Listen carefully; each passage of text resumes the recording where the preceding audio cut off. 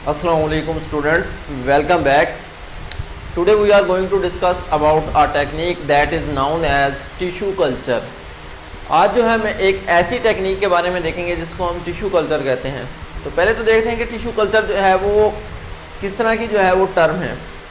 Tissue कहते हैं हम मजमूए को सेल के, जिसमें सेल आपस में कंबाइन होते हैं, उनकी जो गैदरिंग होती है, उनकी गैदरिंग को हम कह देते हैं टिश्यूज़। और कल्चर जो है, कल्चर कहते हैं किसी चीज़ को ग्रो करवाना, यानी इस टेक्निक के अंदर हम टिश्यूज़ को क्या करवाएंगे, ग्रो करवाएंगे। और टिश्यू ग्रो करने का जो मकसद होता है वो क्या होता है कि उससे एक जानदार बन जाए। तो ऐसी टेक्निक जिसके अंदर हम क्या करते हैं, टिश्यूज़ को या फिर सेल्स को भी, इवन जो इस तरह के सेल्स होते हैं जिनको हम कहते हैं totipotency cells. Totipotency cells are those cells which have ability to convert into the whole organism. ऐसे सेल्स जिनके अंदर ये एबिलिटी मौजूद होती है कि वो पूरे के पूरे जानदार के अंदर जो है, यानी मुकम्मल जानदार के अंदर कन्वर्ट हो जाए, इस तरह के सेल्स को हम कहते हैं टोटीपोटेंसी सेल्स। तो टोटीपोटेंसी सेल्स को भी हम यहाँ पर क्या करवा सकते हैं, टिश्यू कल्चर टेक्निक के ज़रिए से ग्रो करवा कर एक मुकम्मल जानदार जो है वो हासिल कर सकते हैं। जैसा कि बात की जाए प्लेनेरिया की, प्लेनेरिया के जो सेल्स होते हैं उनके अंदर टोटीपोटेंसी होती है। टोटीपोटेंसी होने की वजह से उनको जो है ग्रो करवा कर उससे जो है पूरा जो है वो प्लेनेरिया बन सकता है। तो टिश्यू कल्चर टेक्निक के ज़रिए हम प्लांट्स को भी और एनिमल्स दोनों के जो है वो टिश्यूज़ को कल्चर कर सकते हैं। आइए तो चलते हैं सबसे पहले इसकी डेफिनेशन की तरफ, के डेफिनेशन इसकी हम किस तरह से कर सकते हैं। तो टिश्यू कल्चर को हम इस तरह से कुछ डिफाइन कर सकते हैं कि ये एक इन विट्रो टेक्निक है। इन विट्रो टेक्निक एक ऐसी टेक्निक होती है जो आउटसाइड द लिविंग ऑर्गेनिज्म होती है, यानी जानदारों के बाहर जो है जिसका इस्तेमाल होगा, तो उसको हम क्या कह देंगे, इन विट्रो। जैसा कि इन विट्रो फर्टिलाइजेशन होती है, इन विट्रो फर्टिलाइजेशन के अंदर जो फर्टिलाइजेशन होती है वो आउटसाइड द बॉडी होती है, यानी टेस्ट ट्यूब बेबी जो प्रोड्यूस होते हैं उनमें बेसिकली क्या होती है, जो फर्टिलाइजेशन होती है वो एक्सटर्नल होती है। और इस टेक्निक को हम इन विट्रो टेक्निक का नाम देते हैं। तो ये भी जो है टिश्यू कल्चर टेक्निक, ये एक इन विट्रो टेक्निक है, यानी इसको हम आउटसाइड द लिविंग सिस्टम इस्तेमाल करते हैं। और इसका इस्तेमाल में क्या करते हैं, हम टिश्यूज़ को जो है वो ग्रो करवाएंगे आउटसाइड द लिविंग सिस्टम, एक सूटेबल मीडियम के अंदर, जिसके अंदर क्या होंगे, न्यूट्रिएंट्स होंगे, और वहाँ पर जो है वो टिश्यू ग्रो करना शुरू करेगा और उससे एक इंडिविजुअल जो है, मुकम्मल जानदार जो है वो बन जाएगा। अब ये सूटेबल मीडियम क्या होता है, सूटेबल अगर मीडियम की बात की जाए तो सूटेबल मीडियम एक ऐसा मीडियम है जिसके अंदर प्रॉपर जो है वो न्यूट्रिशन मौजूद होती है, यानी प्रॉपर न्यूट्रिशन मौजूद होगी, जो कुछ चाहिए, जिस तरह के न्यूट्रिएंट्स चाहिए प्लांट को ग्रो करने के लिए, जो हार्मोन्स चाहिए ग्रोथ के लिए, वो सब कुछ उसके अंदर क्या होगा, मौजूद होगा। अब ये जो मीडियम है, मीडियम या तो लिक्विड हो सकता है, सॉलिड हो सकता है, या फिर सेमी सॉलिड हो सकता है, जिसको हम क्या नाम दे रहे हैं, सूटेबल मीडियम का नाम दे रहे हैं। ये सूटेबल मीडियम क्या हो सकता है, या तो लिक्विड होगा या सॉलिड होगा, या फिर क्या हो सकता है, ये एक आप कह लेंगे दोनों चीज़ों का मिक्सचर होगा, जिसको हम सेमी सॉलिड का नाम देते हैं। अगर इस टेक्निक के एडवांटेज की बात करें तो इसके अगर एडवांटेज की तरफ हम आए तो इसका एडवांटेज जो है, हम कह सकते हैं कि ये टिश्यू कल्चर की टेक्निक जो है वो ऐसे जानदार प्रोड्यूस करने के लिए इस्तेमाल की जाती है जो कि क्या होते हैं, जेनेटिकल आइडेंटिकल होते हैं। दूसरा हम कह सकते हैं कि डिजीज़ रेजिस्टेंस प्लांट्स जो है वो इस टेक्निक के ज़रिए से जो है वो जल्द से जल्द हासिल किए जा सकते हैं। इवन कि अगर कोई डिजीज़ प्लांट है उसको भी कल्चर किया जा सकता है विदाउट डिजीज़, यानी एक प्लांट है उसको डिजीज़ है तो उसको जो है हम विदाउट डिजीज़ बना सकते हैं इस टेक्निक के ज़रिए। वो भी मैं आपको आगे जाकर बताता हूँ किस तरह से हम बनाएंगे। और इस टेक्निक के ज़रिए जितने भी ऑफस्प्रिंग प्रोड्यूस होते हैं वो क्या होते हैं, जेनेटिकल आइडेंटिकल होते हैं। जेनेटिकल आइडेंटिकल से मुराद ये कि उनका जो जेनेटिक मेकअप होगा वो बिल्कुल एक ही तरह को होगा, अगर उनके अंदर म्यूटेशंस अक्कर नहीं होती। उसके अलावा जो इसका तीसरा एडवांटेज है वो, इसका एडवांटेज आएगा कि ये टेक्निक जो है वो लार्ज नंबर ऑफ इंडिविजुअल्स, यानी इंडिविजुअल्स की बड़ी तादाद जो है कम वक्त के अंदर हम हासिल कर सकते हैं। This technique is use to get large number of individuals in a short time. Steps की अगर इसकी बात करें, इसके अंदर किस तरह के स्टेप्स आते हैं, तो जो सबसे पहला स्टेप होता है वो होता है सेपरेशन। हमने टिश्यू की जो है वो सेपरेशन करनी है। यूजुअली जो है टिश्यू कल्चर आपको बताया कि प्लांट्स के लिए भी यूज़ होती है और एनिमल्स दोनों को इस तरीके से जो है वो ग्रो करवा सकते हैं, लेकिन यहाँ पर मोस्टली जो है आपके सिलेबस के अंदर जो है वहाँ पर इसको डिस्कस किया है स्पेशली प्लांट के हवाले से। तो यहाँ पर जो हम ये स्टेप्स देखेंगे ये प्लांट के हवाले से देखेंगे। तो सबसे पहला होता है सेपरेशन। सेपरेशन में हमने क्या करना है, एक हेल्दी प्लांट से उसका टिश्यू ले लेंगे। सबसे जो पहला स्टेप है, पहले स्टेप में क्या करना है, हमने सेपरेशन करनी है एक हेल्दी प्लांट से उसके टिश्यूज़ की, यानी टिश्यूज़ ले लेंगे एक हेल्दी प्लांट से।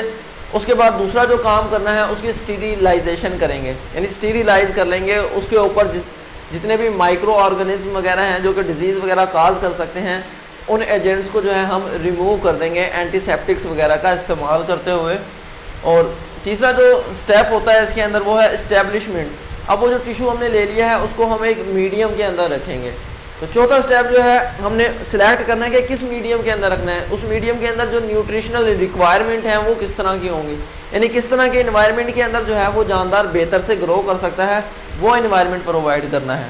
पांचवा स्टेप जो होता है वो कैलस फॉर्मेशन होता है। कैलस कहते हैं हम इर्रेगुलर मास ऑफ सेल, यानी सेल का जो है वो इर्रेगुलर मास बन जाता है, उसको हम कैलस का नाम देते हैं। जिस वक्त सेल डिवाइड करते हैं, डिवाइड करना शुरू करते हैं, तो जो इर्रेगुलर मास ऑफ सेल बनेगा उसको हम कह देते हैं कैलस। तो कैलस फॉर्मेशन होती है। उसके बाद शूट फॉर्मेशन होती है। शूट फॉर्मेशन के लिए जो है सेल डिवीजन लाजमी है, और सेल डिवीजन के लिए जो है वो साइटोकाइनिन एक हार्मोन है जो कि प्लांट्स के अंदर पाया जाता है, और इसको आर्टिफिशियली भी प्रोड्यूस करवाया जा रहा है। तो ये जो है सेल डिवीजन का काम करता है, और इससे जो है वो प्लांट की शूट जो है वो ग्रो करना शुरू कर देंगी। और साथ ही साथ जो है फिर इनकी रूट की फॉर्मेशन होती है। रूट की फॉर्मेशन के लिए जो है वो ऑक्सीजन जो है ज़्यादा क्वांटिटी के अंदर प्लांट को प्रोवाइड किया जाएगा, यानी अब इस तरह के एनवायरनमेंट में रख दिया जाएगा उस टिश्यू को जहाँ पर ऑक्सीजन की कंसनट्रेशन ज़्यादा होगी, और वहाँ पर जो है उसकी रूट्स जो हैं वो ग्रो करना शुरू कर देंगी। फिर इस तरह से जो है वो प्लांट बॉडी बनना शुरू हो जाएंगी, और उनको जो है हम सॉइल के अंदर जो है वो इम्प्लांट कर देंगे। तो आइए देखते हैं इसमें हमने लिखना क्या है, इस तरफ चलते हैं। तो सबसे पहले आप डेफिनेशन लिखेंगे। डेफिनेशन में आपने क्या लिखना है, it is an in vitro technique in which tissues are ground in a suitable medium to produce a whole organism. ये एक इन विट्रो टेक्निक है, यानी आउटसाइड द लिविंग सिस्टम की जाती है, जिसके अंदर जानदारों के टिश्यूज़ को एक सूटेबल मीडियम के अंदर रखा जाता है, और उससे जो है वो एक मुकम्मल जानदार बन जाता है। अब सूटेबल मीडियम की अगर बात की जाए, क्या है suitable medium, it may be liquid, solid और semi solid and have proper nutritional environment. और इसके अंदर क्या होता है, प्रॉपर न्यूट्रिशनल इन्वायरमेंट होता है, that is necessary to grow the plant. Suitable medium की अगर बात की जाए तो सूटेबल मीडियम जो है वो क्या हो सकता है, it may be a liquid, liquid हो सकता है, और सॉलिड या फिर सॉलिड हो सकता है, और it may be a semi solid, या फिर ये जो है दोनों का मिक्सचर, यानी जिसको हम सेमी सॉलिड कहते हैं, सेमी सॉलिड हो सकता है। And have proper conditions for growth, और इसके अंदर क्या होती हैं, प्रॉपर कंडीशंस होती हैं या प्रॉपर न्यूट्रिशन होती हैं ग्रोथ के लिए। तो इस तरह का जो एक इन्वायरमेंट होता है उसको हम क्या कहते हैं, सूटेबल मीडियम का नाम देते हैं। एडवांटेजेस की बात की जाए, this technique is use to get large number of individuals in short time, यानी कम अरसे के अंदर जो है हम बहुत ज़्यादा जो है इंडिविजुअल्स हासिल कर सकते हैं। मिसाल के तौर पर अगर हमने किसी प्लांट को जो है ग्रो करवाना है, तो प्लांट को अगर एक मिसाल के तौर पर लिमिटेड प्लांट है, तो हम पूरा उसका जो है सीज़न इंतज़ार करेंगे, किस वक्त जो है उसके सीड्स बनेंगे, फिर उनको हम ग्रो करवाएंगे, तो इससे जो है काफ़ी ज़्यादा टाइम लगेगा। तो उस चीज़ से बचने के लिए हम क्या कर सकते हैं, टिश्यू कल्चर करवा कर उस प्लांट की जो है बहुत सी काफ़ी शॉर्ट टाइम के अंदर हासिल कर सकते हैं, यानी हमें ज़्यादा इंतज़ार नहीं करना पड़ेगा। तो ये इसका क्या है, एडवांटेज है। उसके बाद many disease resistance varieties are produced by this method, इस मेथड के ज़रिए से बहुत सी डिजीज़ रेजिस्टेंस वैरायटीज़ जो हैं प्लांट्स की वो हासिल कर ली जाती हैं। और तीसरा जो है, all the individual produced by this method are genetical identical, इस मेथड के ज़रिए जितने भी जानदार प्रोड्यूस होते हैं वो क्या होते हैं, जेनेटिकल आइडेंटिकल होते हैं, यानी उनका जेनेटिक मेकअप क्या होता है, सबका एक जैसा होता है। तो इस तरह के भी जानदार जो हैं वो प्रोड्यूस करवाए जाते हैं। अब यहाँ पर हमने एक बात की है कि many disease resistance varieties are produce, disease resistance varieties जो है इस तरीके से किस तरह से प्रोड्यूस करवाई जाती हैं। तो मिसाल के तौर पर अगर एक प्लांट है हमारे पास, इस प्लांट के अंदर मैं कहता हूँ डिजीज़ है, ये सारा जो है डिजीज़ प्लांट है, तो हम क्या करेंगे, इसका जो ये एपिकल पार्ट है जो कि न्यूली ग्रोइंग शूट होंगी इसकी, उस पोर्शन को अमूमन हम लेते हैं, वहाँ से कट करेंगे उसके आप कहेंगे प्लांट बॉडी को या उसके टिश्यूज़ को। अब ये वाला जो टिश्यू होता है ये अमूमन क्या होता है, ये वाला जो टिश्यू है, ये जो टिश्यूज़ है जिसको मैंने सर्कल किया है, ये इस टिश्यूज़ के अंदर जो है वो बीमारी नहीं होती। क्यों नहीं होती? क्योंकि यहाँ पे रेस्ट्रिक्टेड सप्लाई होती है वेसल्स की। यहाँ पर वेसल्स जो हैं वो रेस्ट्रिक्टेड होती हैं, जिसकी वजह से यहाँ पर पेनिट्रेशन जो है वो डिजीज़ की वो बहुत कम होती है। तो इस वजह से जो न्यूली ग्रोइंग आप कह लेंगे पार्ट होता है प्लांट का, उसको इजीली जो है हम क्या कर सकते हैं, यहाँ से आप कह लेंगे रिमूव कर उसको टिश्यू कल्चर की टेक्निक के ज़रिए ग्रो करवा सकते हैं, जिससे दोबारा जो है वो हेल्दी प्लांट्स ग्रो हो जाएंगे। तो इस तरह से जो है डिजीज़ रेजिस्टेंस वैरायटीज़ जो हैं वो प्रोड्यूस करवाई जाती हैं। नेक्स्ट हमारे पास आते हैं इसके स्टेप्स की जानिब के किस तरह के स्टेप्स इसके अंदर इन्वॉल्व हैं। सबसे पहला जो स्टेप है वो है सेपरेशन का। सेपरेशन नाम से ही जाहिर हो रहा है कि क्या करना है, हमने सेपरेट करना है प्लांट के टिश्यूज़ को मेन प्लांट बॉडी से। मैंने आपको बताया एनिमल्स के अंदर भी होती है टेक्निक, प्लांट्स के अंदर भी होती है, क्योंकि मेनली यहाँ पर डिस्कस की गई है प्लांट के हवाले से, तो इस वजह से यहाँ पर जो है वो प्लांट के हवाले से सारे स्टेप्स हैं। सबसे पहले क्या करना है, टिश्यू लेना है लिविंग सिस्टम से, यानी जो प्लांट बॉडी होगी उसका टिश्यूज़ ले लिए जाएंगे। टिश्यूज़ क्या हो सकते हैं, लीव के टिश्यू हो सकते हैं, आप कह रहे हैं उनके स्टेम से कोई टिश्यू हो सकता है, या फिर रूट से टिश्यू हो सकता है। तो टिश्यू जो आपने लेना है वो कैसा लेना है, वो कोशिश करनी है कि इस तरह का हो कि जो न्यूली ग्रोइंग हो। न्यूली ग्रोइंग का क्या एडवांटेज है, अगर उस प्लांट के अंदर कोई डिजीज़ है तो वो उसके अंदर नहीं आएगी, तो ये इसका एडवांटेज होता है। तो इस तरह का जो पीस होगा प्लांट का या टिश्यू होगा वो हेल्पफुल होगा। तो जो इसका पहला स्टेप है वो है सेपरेशन या फिर आइसोलेशन। अब इसमें आपने लिखना क्या है वो देखें। The first step is the isolation of plant tissue from the healthy plant body. Healthy plant body से आपने क्या करना है, टिश्यू रिमूव करना है, आइसोलेट करना है। And it is usually apical bud, और ये जो अमूमन होती है क्या होती है, एपिकल बर्ड होती है। एपिकल कहते हैं ऊपर वाली, बर्ड जो है वो न्यूली ग्रोइंग जो पार्ट होता है वो अमूमन क्या होता है, बर्ड होता है, बर्ड की फॉर्म में होता है। तो वो आप लेंगे तो वो क्या होता है, अमूमन डिजीज़ रेजिस्टेंस होता है, तो ये इसका एडवांटेज होगा। तो सबसे पहले हमने क्या कर लिया, सेपरेट कर लिया टिश्यू को प्लांट बॉडी से। दूसरा स्टेप जो है वो स्टीरिलाइजेशन करनी है उस पार्ट की। जो एपिकल आपने बर्ड लिया है या टिश्यू लिया है उसकी हमने क्या करनी है, स्टीरिलाइजेशन। स्टीरिलाइजेशन का क्या एडवांटेज होगा, स्टीरिलाइजेशन से जो है उस प्लांट बॉडी के अंदर जितने भी आप कह लें कि डिजीज़ काज करने वाले एजेंट होंगे, माइक्रोबियल एजेंट्स होंगे जो कि डिजीज़ काज कर सकते हैं, तो उनको रिमूव कर दिया जाएगा। दूसरा स्टेप है स्टीरिलाइजेशन। इसमें अब आपने लिखना क्या है वो देखें।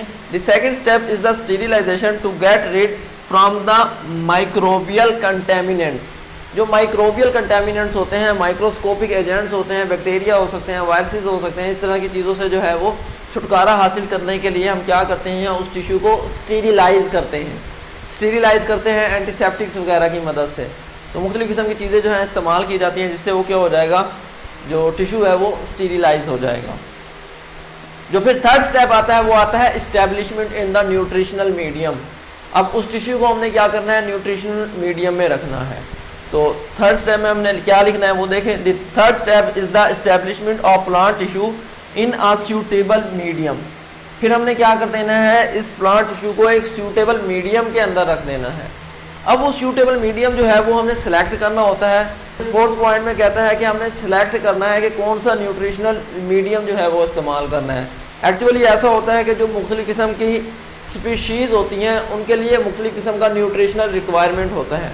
कुछ प्लांट जो है नाइट्रोजन की ज़्यादा कंसनट्रेशन पर जो है अच्छे से ग्रो करते हैं, कुछ लो क्वांटिटी पे अच्छे से ग्रो करते हैं, कुछ को कैल्शियम ज़्यादा चाहिए, किसी को फास्फोरस ज़्यादा चाहिए। तो न्यूट्रिशनल कंटेंट जो है वो क्या कर रहा है, वेरी कर रहा है। तो इस वजह से क्या करते हैं, हम उसको पहले सिलेक्ट करते हैं कि किस किस्म का न्यूट्रिशनल मीडियम चाहिए। एक तो स्पीशीज़ टू स्पीशी वेरी करता है, और दूसरा विद इन अ स्पीशी, एक ही स्पीशी के अंदर भी जो है वो न्यूट्रिशनल कंटेंट वेरी करता है। मिसाल के तौर पर एक स्पीशी की अगर कई किस्में हैं तो हर किस्म के लिए हो सकता है कि न्यूट्रिशनल रिक्वायरमेंट अलग अलग हो, तो इस तरह भी हो सकता है। अब इसमें लिखना क्या है वो देखें आप। सिलेक्शन ऑफ मीडियम को की सिलेक्शन करनी है। Each species and sometimes the variety with in the species, her species के लिए, और बाद बात क्या, एक ही स्पीशी की जो आगे वैरायटीज़ होती हैं with in the species require a specific medium that is suitable for their growth. तो जो स्पीशीज़ के अंदर या तो आप कह लें कि मुख्तलिफ उनकी अकसाम हैं उनके लिए, या फिर मुख्तलिफ स्पीशीज़ के लिए जो है वो न्यूट्रिशनल रिक्वायरमेंट क्या होती हैं, मुख्तलिफ होती हैं। तो वो हमने जो है वो सिलेक्ट करना है कि किस किस्म के एनवायरनमेंट के अंदर प्लांट जो है वो अच्छे से ग्रो करेगा। उसके बाद फिफ्थ स्टेप जो हमारे पास आता है वो है कैलस फॉर्मेशन। कैलस फॉर्मेशन भी कहते हैं इसको, मल्टीप्लिकेशन भी कहते हैं, यानी सेल जो है वो डिवीजन स्टार्ट कर देंगे इसके अंदर।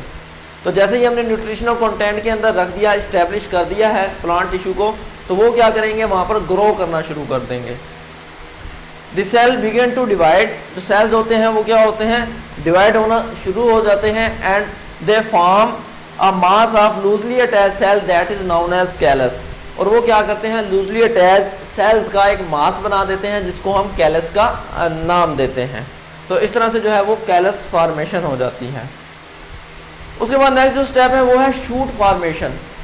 शूट फॉर्मेशन में हमने क्या लिखना है, यहाँ पर जो है हम प्रोवाइड करते हैं साइटोकाइनिन।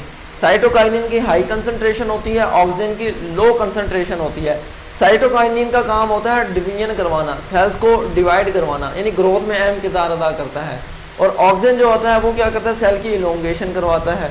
तो ऑक्सीजन की कम मिकदार और साइटोकाइनिन की जिस वक्त ज़्यादा मिकदार होती है, तो इस तरह के मीडियम में रखा जाएगा फिर उस कैलस को, तो वहाँ पर क्या होगा, शूट फॉर्मेशन हो जाएगी। तो देखिए आपने इसमें क्या लिखना है, the formation of shoots takes place when it is placed in a medium having low concentration of oxygen and high concentration of cytokinin. एक ऐसे इन्वायरमेंट के अंदर रखना है, ऐसे मीडियम के अंदर रखना है प्लांट टिश्यू को या कैलस को, जिसमें क्या हो, हाई कंसंट्रेशन जो है वो साइटोकाइनिन की हो और लो कंसंट्रेशन जो है वो ऑक्सीजन की हो।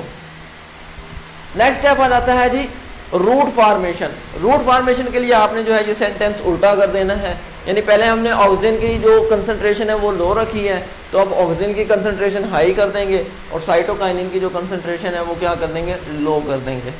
तो इसमें आपने क्या लिखना है वो देखें, the formation of take place when it is placed in a medium having high concentration of oxygen and low concentration of cytokinin. This will help to develop the root formation. तो यानी इससे जो है आप कह लेंगे मदद मिलेगी रूट के बनने में। उसके बाद क्या होता है, अब उस प्लांट के ऊपर जो है शूट्स भी आ गई हैं, रूट्स भी आ गई हैं, तो वो जो है नन्हे सीडलिंग की शक्ल में होंगे, यानी नन्हे नन्हे पौधे होंगे। अब उन पौधों को हम क्या करते हैं, ज़मीन के अंदर जो है वो इम्प्लांट कर देते हैं, तो इस तरह से फिर वहाँ पर जो है वो ग्रो करना शुरू कर देंगे। तो ये जो हमारे पास टेक्निक थी जो हमने डिस्कस की है, ये टेक्निक कहलाती है टिश्यू कल्चर टेक्निक। तो उम्मीद करता हूँ स्टूडेंट्स आपको ये आज की इस टेक्निक के अच्छे से समझ आई होगी। इंशाल्लाह नेक्स्ट लेक्चर के अंदर आप लोगों से फिर मुलाकात होगी। अपना ख्याल रखिएगा। अल्लाह हाफिज़।